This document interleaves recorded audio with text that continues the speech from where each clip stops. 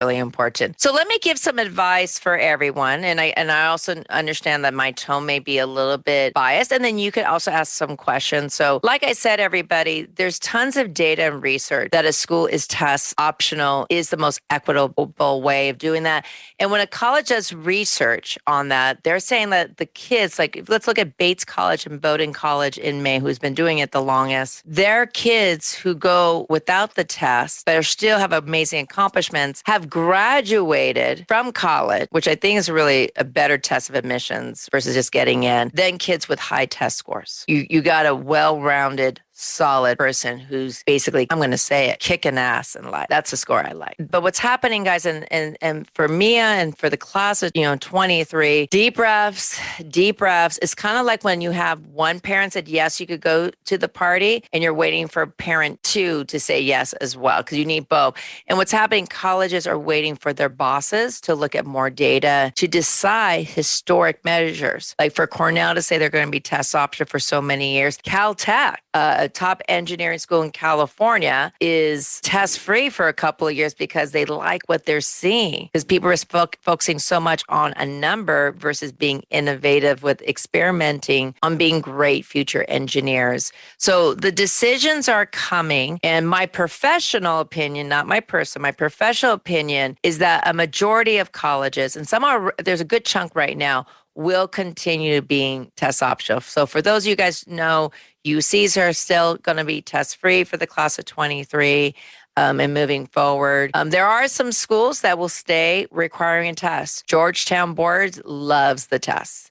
The military academies love the test. The public school systems like University of Florida, is their scholarship merit base for their Floridians is tied to the test. So like you're right, Mia, like it's not fair, but in their minds, it's easier. And as you know, easy doesn't mean fair. And then for University of Georgia, they are still going to require the test. But there's 3,000 schools. So what are your thoughts when you don't have it in black and white, your college list is test optional? What are your thoughts knowing that it's looking good that they're going to be test optional, but we won't know till the spring of your junior year and possibly late spring junior year? It's scary to know that we're supposed to go into like this whole college process, hopefully starting early, like junior year, early spring of junior year, but like not knowing. It's kind of scary not knowing what you're supposed to do, even though you're supposed to have a plan by that time. It's scary just being, as again, in limbo, not knowing like at all. But I guess we're just supposed to push through and just wait, I guess. But it's not really the greatest thing to just wait. Yeah, no, the adults out there in the college world, did you hear that? Scary. Read your mission statement of your campuses and make it a well-being experience.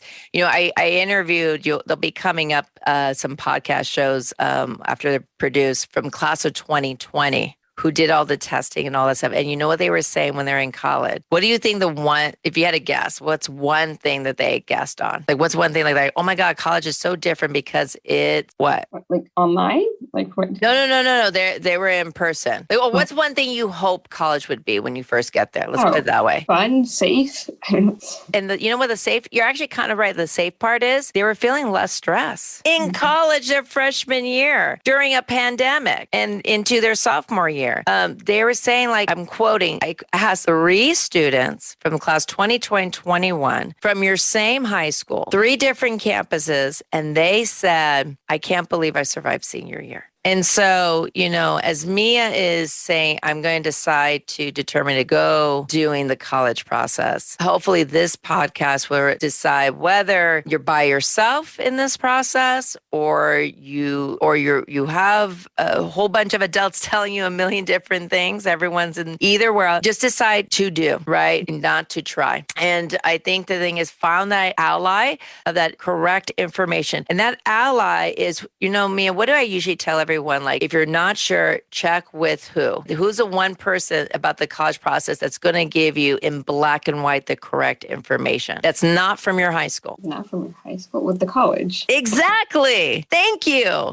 There's a lot of because of this scare and this fear that you mentioned, a lot of people are using outside sources. I can't tell you how much misinformation is out there. So please use, the colleges. Mia, did you know that you could email colleges, say, hey, I'm planning to apply for fall 23, and I would love to focus more on my programs and enrichment. then testing. Will you be test optional for my year? Did you know you could email all your colleges asking that? Not all of them. Heck yeah. I mean, you can. Yeah. So for whether it's Mia or whether you're class of 23 or 24, shoot, 25ers, if you're ready, go for it. But feel free to do that because, like I said, some of the colleges don't know all this fear. I mean, once you leave high school, they forget that experience, and college is so different. Even within 2 years, it has been. And Mia, I think you're going to continue this journey with us, talking about the college process. Yeah. So everyone, this is not just a one-time deal with Mia. We're going to be doing a couple different podcasts with her as a junior. So this is just Mia's experience. And then, like Mia say, check with the colleges to verify everything. Mm-hmm. They're there and they want to help. And here's the nice thing is, Mia, did you know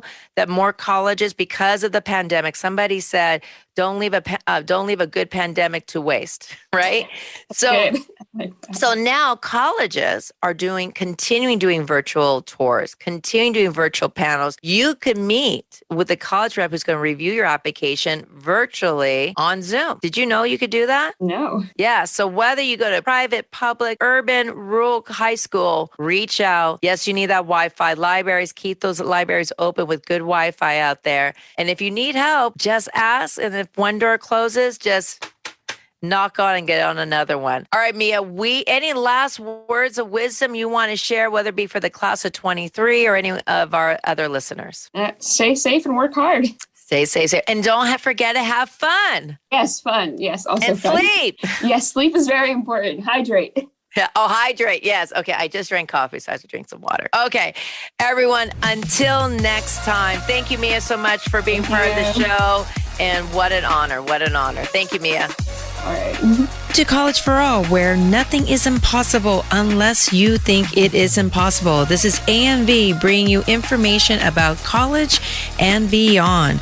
You can also follow us on social media at college, 4, all AMV on Twitter and Instagram.